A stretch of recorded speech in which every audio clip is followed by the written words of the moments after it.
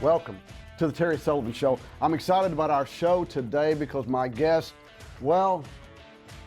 is a very busy man, and I'm so glad that he's here. I'm honored, actually, that he's here, and that's the police chief of the Lewisville Police Department in Lewisville, Texas, Chief Kevin Deaver. Chief, thanks so much for being here. Yeah, my pleasure. I appreciate it. We normally don't have these chairs scooted this far apart, but I was a little bit fearful today, so.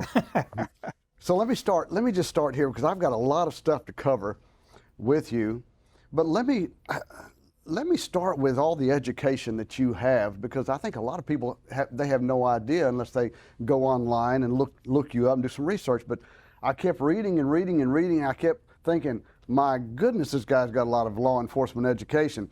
But you graduated from UNT with a BA degree in applied sciences, concentrating in criminal justice, public affairs, community service, and sociology. Handful. Graduate of the Institute of Law Enforcement Administration, School of Police Administration, and Management College. Yes. Graduated from the FBI Law Enforcement Trilogy Services. Yes. I have no idea what that is. What is that? What is that? Most of it is leadership training. We send all of our sergeants and captains to different schools as they move up in the organization, and the higher you go, it's just one more level that you get. You started your career in law enforcement in San Angelo in 1987. 89. 1989. And then you joined the Lewisville Police Department in 1998. What brought you from San Angelo to Lewisville? So my parents was in Odessa. See, we're not gonna do keep going. Just keep going. My parents, we used to live in the Odessa Midland area. Mm-hmm. That's where I grew up, born and raised. They relocated to Oklahoma, so I wanted to be closer to them. They were starting to get up there in age, so I wanted to be closer to them. So started looking in the Metroplex area, and found some agencies up here that I was interested in. The benefits for agencies up here is a lot higher than it is out in West Texas, mm-hmm. as you can probably imagine. Sure. So yeah, that's how I ended up here. This is what I know about Odessa, Midland. There's a lot of wind, a lot of sand, and the smell of oil. That's what I know about it. That's when you know you're home. So you joined the police department in Lewisville, 2018. Chief, that's more than 35 years of law enforcement. Yeah, right at it. That's a long time. It's a long time. Is there anything you'd rather be doing? I mean, is this what you're going to do until you retire? Yes, that's my plan. This is my last job. Don't want to do anything after this. I don't know what I could do after this other than maybe be a salesman for something law enforcement related, but love what I do, and hopefully this will be my last job. I tell you what I could do. I could move to Aruba, get a t-shirt hut on the beach, and be just fine. Now that sounds like a plan. We could do that together, but right now I have to cook barbecue and you have to eat it and keep us all safe. Chief, how different is law enforcement today than it was 20 years ago? Oh wow, it's drastically different. I mean, you start looking at it, obviously technology. I mean, when I started in law enforcement, we would get a phone call or a radio call from dispatch telling us to call them. We had to go to a convenience store and ask to use their phone to call dispatch. So yeah, we didn't have computers in our cars. That was probably the biggest change, is getting the computers in the cars. When I left San Angelo, we were just starting to get computers. Hadn't got them yet, but they were on the way in. So computers, probably the biggest thing. We used computers, at least initially, but they weren't connected. They were, you were just using that computer without the benefit of being able to do anything outside of what was on that local computer. So the people that say, wish I could go back to the good old days, that's not you. There's some positives to the good old days. Computers are nice when they work. Mm-hmm. But yeah, I don't think I would want to go back to that day and time. Chief, it seems like the police departments today, not just in Lewisville, but all over the country are just microed. I mean, you've got social media, everything is filmed, everybody's got a phone. Every time a police officer stops, the phone is going to try to put it online. How does that affect your department? Oh, it affects the officers drastically. That's probably the worst thing about the current climate that we're in is the officers here in Lewisville, we are being judged by the actions of officers 1,000 miles away. And, you know, there's some horrible incidents that are out there. I condemn all those incidents, the George Floyd death, you know, every incident like that. But what happens up there doesn't necessarily mean it happens here. And that's the bad thing. And then, you know, people want to be that next person that's gonna get something on videotape, I think. So they pull out their phones, and we've seen videos where people have been attacked, and people will pull out their phone to videotape, and I'm talking about regular citizens being attacked on the streets, and people will pull out their phone to record it instead of coming and helping the person that's being attacked. And that's unfortunate. Why is that? Why? You hear that a lot. You hear where people are watching something unfold and they won't step in. They won't help. Why do you think that is? You know, I don't know. I don't know if it's because they just don't want to get involved. You know, it's not my deal. It's that person's deal. It's a good question, but I think a lot of it is deep down inside. I think society is changing, and I wouldn't say necessarily for the better. Right, right. It's difficult. We had somebody in law enforcement in here last week, and he was telling me how short their police department is. It's not Lewisville; it's another DFW city. But he was telling me how short they are in officers, and that it's difficult to find people that want to be in law enforcement today. Yes, very much so.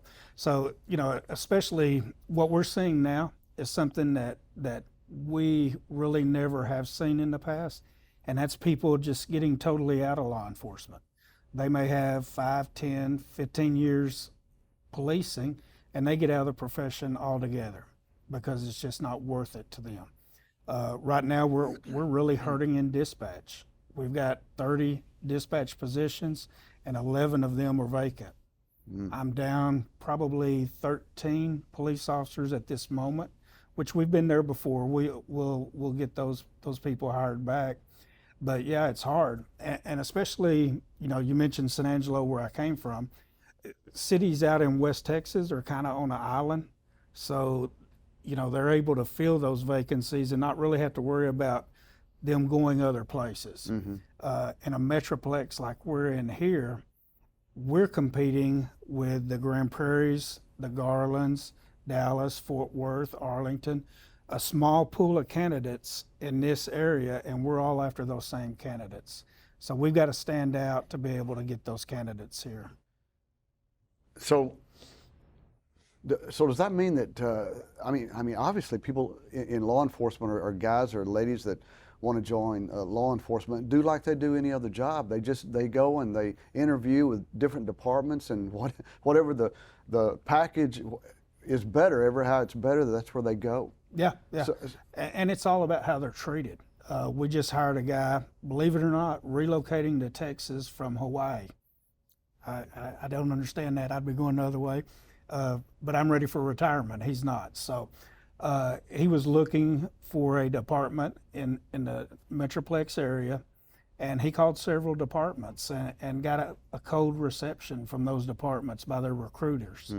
He would ask for information, and it just seemed like it was putting them out to give him the information that he needed. He felt differently when he called us. He said our recruiter was right on the top of it, gave him the information he needed, invited him to come down to do a ride along, and he said that was the deciding factor. That's why he chose to come here. How short are you in the field of detectives? So we've got some open positions in CID. We've got 3 right now, I believe.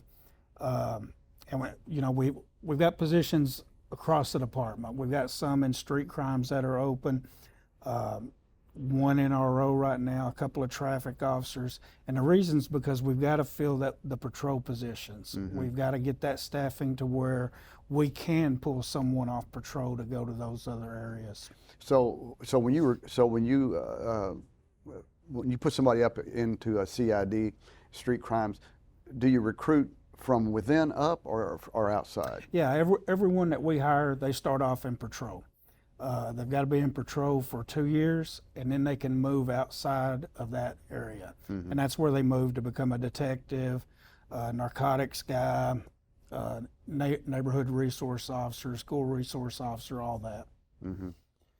Chief, let's change gears. I want to get into the Uvalde situation. Okay. So much news, and of course, it's difficult to believe. You don't know what to believe at times. The media kind of goes all over the place, and as we all know, their story is whatever sounds best many times.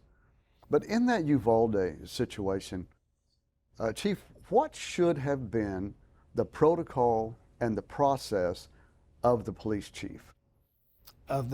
Let me expand it just a little bit, if you don't mind. I mean, what should have happened is they should have went in and took the threat out. It's really that simple. Why did they wait? That's a good question. I don't know that. I don't have any inside information that hadn't been released to the public. I think probably they were waiting on SWAT, and that's not what we're taught. That all changed with Columbine some 20 years ago. So I think this has really set law enforcement back. I mean, if I'm on my way back to the office and I'm dressed like this and an active shooter goes out, I go in. That's what I get paid for. That's what my job is here. Now you ask about the chief specifically. It depends on when the chief gets there. If he's one of the first officers, he goes in. If it's later on and he gets there after they've got plenty of officers, then he should take on a command type role and really facilitate everything that's going on. But honestly, if someone gets there and it's been 2 to 3 minutes, that threat should already be extinguished. Is that situation a situation where every police chief is going to go? I mean, if that were here in Lewisville, same situation, would you be on your way down there? Oh yeah, absolutely. Everyone that is available will go. When we have those situations, it's broadcast out. You'll have troopers go. You'll have probably as close as we are to other cities. You'll have Flower Mound going, the Colony going, maybe Carrollton going. We all support each other. So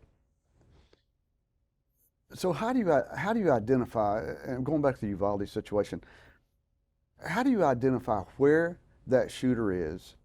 These are just questions that I have as I have tried to look through that thing. How do you identify where that shooter is and how quickly you go in to take him out without harming other people? Yeah, so we're taught, as you can imagine, a situation like this, you've got kids running out, teachers running out. You try to get information from them as you're going, but you're constantly moving. You're running past those that are running out. That's a good indicator of where the shooter is. If you've got people running from one hallway out and maybe not another hallway, he's probably down that hallway somewhere. And then you listen. If it's an active shooter, you're going to hear gunshots firing. You can ask the kids as they're running by, where's he at, and they'll tell you. And you just keep going the entire time until you get to that person and you take that person out. How has that situation changed police departments all over the country? As far as your steps, your process. I don't know that it's really changed us because we train on what to do. I think I don't know that it will change anything that anyone else who's doing it right. Sure. I don't think it'll change anything there. Our training, we do it every 2 years. It's usually during the summer months so we can gain access to schools and things like that. We have actors there. It's extremely realistic. We put the officers under a lot of stress, and they have to make split-second decisions. You know, it's not a check the box type of training. Mm-hmm. Mm-hmm. Chief, talking to, if you had all the parents who have kids in Lewisville sitting right in front of you, how would you, what would you say to them as far as the safety of their kids in our school system? Yeah, I would tell them it's paramount for us. You know, I constantly communicate with the director of safety and security with LISD. We've had some meetings since Uvalde, several meetings. Coming up, we're working together to make the schools as safe as possible. I don't think we could do it on our own and they do it on themselves. We have to come up with something together that's going to work in that crisis, mm-hmm. that we can use and be able to solve those problems. What do you like most about being a police chief?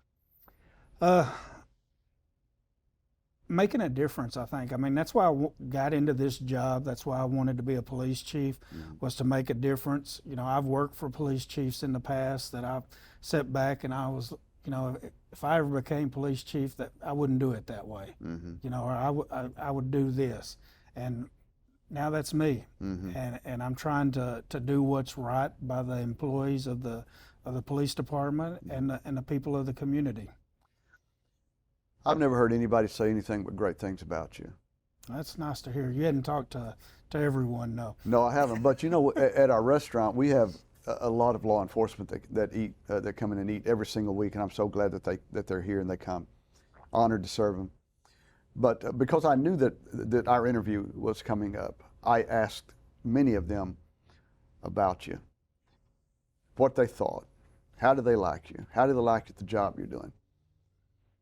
Every one of them, without hesitation, Chief said such high regards and positive information about you, your personal life, the job that you do, the time that you spend, the commitment that you have to our city. So that's commendable to you. Well, that's flattering. Thank you. What do you like least about your job? Oh, wow. Did I cause you to blush just then? No. Maybe a little. Let's see, what I like least about my job. You know, probably not being out there on the streets, being tied to an office. You know, I get out as much as I can. You know, sometimes on Friday or Saturday night, if I'm not doing anything, if there's nothing good on TV, I'll put on the uniform and I'll go out and work with officers out on the street for 4 or 5 hours. They got to love that. Yeah. You know, Chief's riding with us today. I think they really do, and they respect it. Maybe so. I hope so. They respect it. Yeah. I hope so. But then, you know, every now and then politics gets in the way, and usually it's not so with local politics here. Mm-hmm. You know, I can't say that for some of my fellow chiefs. We don't have the local politics that gets in the way of everything here. But national politics, you know, that creeps in every now and then, and sometimes we get thrown in the middle of it. You know, not having to pick a side so much as they think we picked a side. Mm-hmm. And that's frustrating. You mentioned earlier the George Floyd situation. A lot of times when that happens, a certain niche of society, they just go after all police departments. I remember back in 2020 when COVID was just rampant, all of a sudden we're talking about defunding police departments. How did that affect you mentally? I mean, when you heard that and you saw it happening in some cities, what did you think? The world's turned upside down. Mm-hmm. I mean, that's really what I thought. I thought, what is going on here? How does that even make sense? Mm-hmm. But yeah, you know, we talked earlier about people leaving the profession. There was a lot of people that left the profession in 2020 mm-hmm. and 2021. They didn't feel like they were getting the respect they deserve. Mm-hmm. And, you know, our people are willing to go out there and put their lives on the line every day for this community. Mm-hmm. And, you know, you talked about the people from different I think you used the word niches coming in, and that's what we saw. After the George Floyd incident, we had some protests here in town, but most of those people were not even from Lewisville. Right, right. There's some agitators that's what they do. They go around and they try to agitate and get all the departments to do something silly and things like that, and that's unfortunate. I've never been in law enforcement, but I can imagine, and quite frankly, I don't think I would ever want to be, because the pressure, the constant pressure and stress, not just of doing your job, not just the safety aspect of it, but the stress and the pressure from the media, from social media, from the public. It just seems to me that it's just drowning at times. It can be, yeah. Especially those officers that they're constantly doing follow-ups. They've got that caseload. It's not decreasing just because they take a vacation day. They know that whenever they come back tomorrow, all those cases are still going to be there. And then, from the patrol side, just not knowing what the next call is, what the next traffic stop is. You never know what you're going to get into, and you have to have that mentality of, I've got to be ready for whatever happens. What's the hardest part about your job? Right now it's probably dealing with the political climate, the anti-police sentiment, encouraging people to stay in this profession, encouraging people to come into this profession. We've had some crises in the past that, with different things throughout history. The policing has always come back stronger than it was before. We talked at the very beginning about my 35 years. Policing is different than it was 35 years ago. We talked about technology, but we're a profession now. I don't think we were always a profession where it was truly a professional atmosphere. We do a lot more training. When I started, I think the police academy was probably 4 months. Right now it's over 6 months. And that's not even everything. You don't go through the police academy, graduate, and you're on your own. You go through the police academy. Here we send them through a mini academy to teach them more about Lewisville. Then they go through a field training program. And then the continuing education. It's just so much more than what it was.